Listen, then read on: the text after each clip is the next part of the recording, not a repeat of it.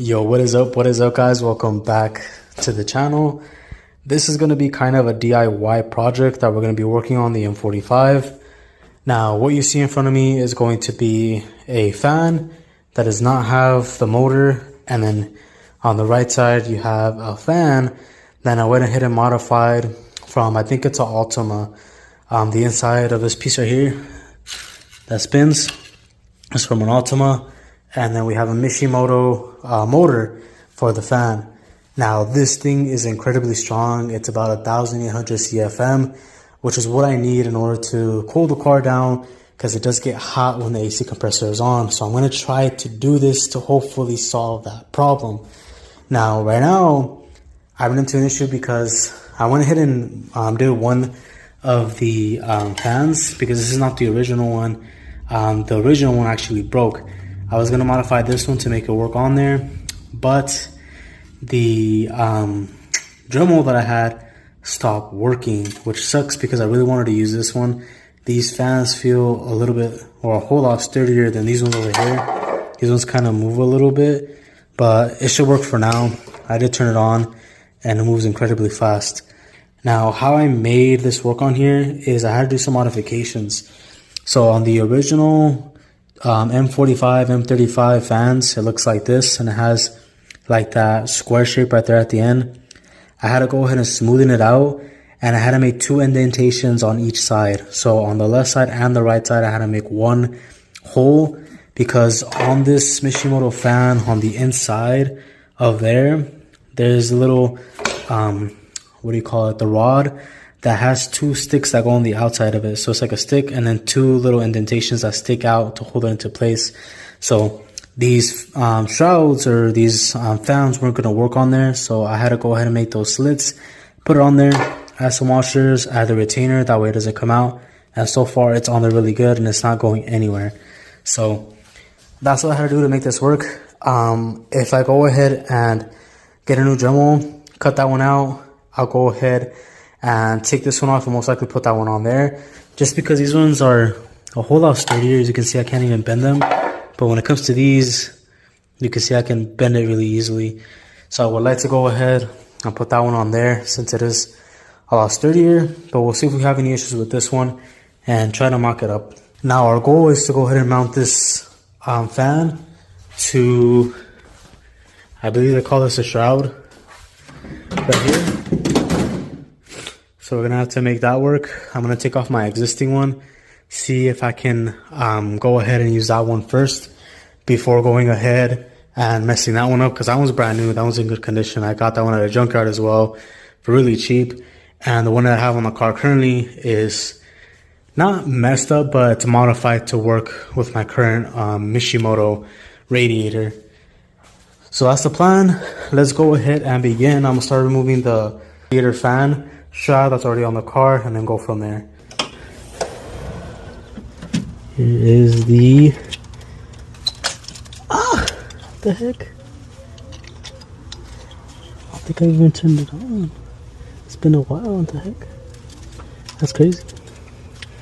It's holding pressure. That's good. Alright, so as you can see, I have my Mishimoto radiator. I had to kind of customize it a little bit to make this work. So we're going to go ahead and remove this 10 mil. There's another one right there, another one right there. Loosen this right here, put something under it to catch all the fluid, and then I should be able to slide it out and then make some modifications to make it work.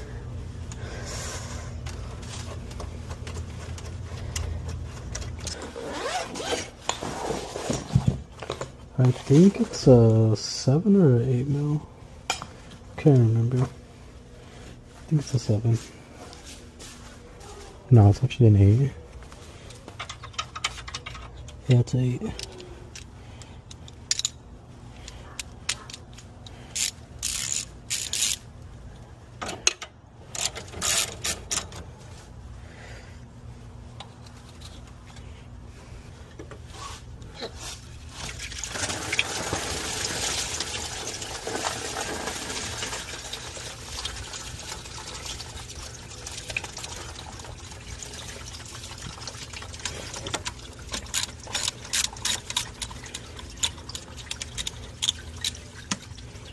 move this up.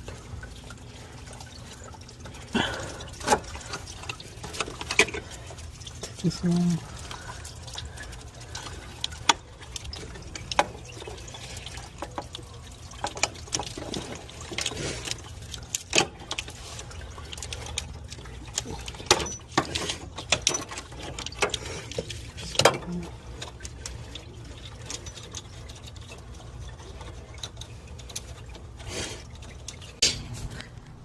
Alright, so I got a little bit further than I expected. So like right here, you can see that the fan is going to sit something like that. So I need to get some brackets to extend out to mount up over here.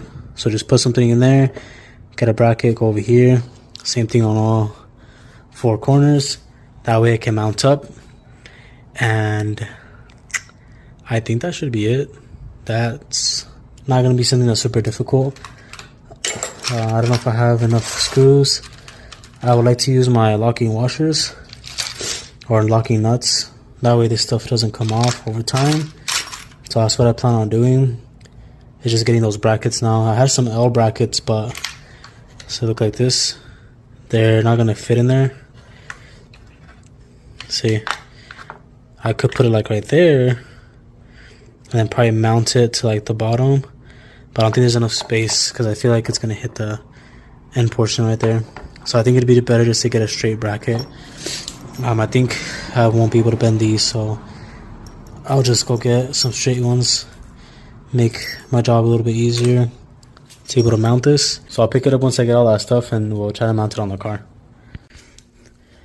Alright, so everything's now connected.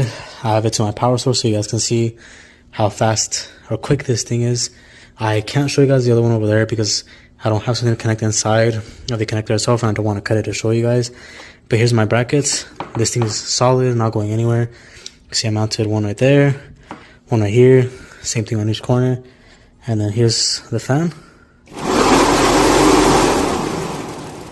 See how insanely fast that thing is?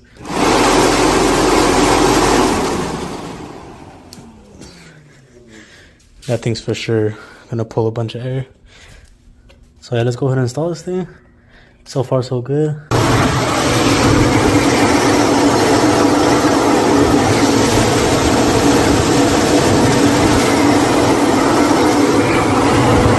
This one's for sure pushing a lot more air.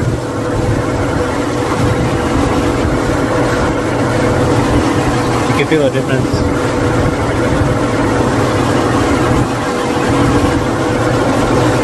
For sure.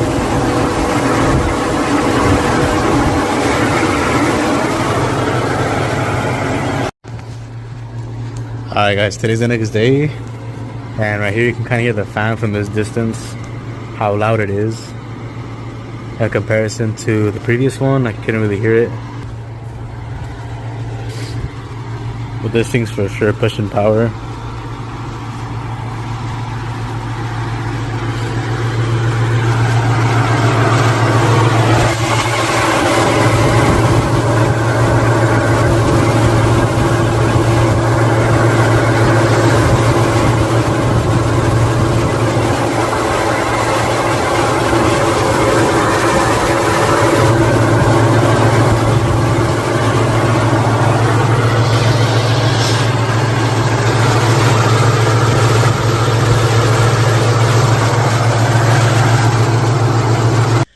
So we're gonna go ahead and end the video right there. Everything came out amazing. If you guys are wondering where I purchased those brackets from, I honestly picked up this sheet metal from AutoZone. It comes in a long piece. I thought I had some extra material laying around somewhere, but I don't see it right now. But just like you saw it in the video, is exactly how it looks. I just cut it into little pieces using some of my scissors that I have that is made for cutting metal. Yeah, I don't see it, so I can't show you guys what it looks like. But, you know, you can purchase it. It's relatively cheap. I think it was honestly like less than $5 to just pick that up. And have no issues with it. I've been running it on the car now for a few months already. I think it's been over 2 months. I just made this video like a long time ago and never got around to posting it. But I'm finally finishing it up right now. So you guys can see the end result. Honestly, no issues whatsoever. Turns on when it needs to, just like the regular one would. How I made it work is I actually went to a junkyard and I picked up one of these wires right here for the M35 and M45. It comes with each motor one wire that connects to the module itself. The box has 3 connections, one huge one for the main connection and 2 small ones for each of the motors for the fan. And I just cut it off, connected it directly to the Mishimoto fan, and it's been working amazing. No issues at all. Turns on when it needs to.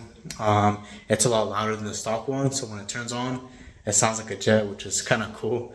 So I really like it a lot. No complaints whatsoever. So I do recommend purchasing an extra wire. That way you don't go ahead and mess up yours. I mean, if you do cut it anyway, like if you do use your existing one, you can just go ahead and wire it back up. It has 2 connections, as you guys can kind of see right there. And you can buy some butt connectors from like AutoZone, for example, and or even I think Home Depot and also Lowe's sells it as well locally. And you can just connect it using those butt connectors, smash them together to get a proper connection for the wire.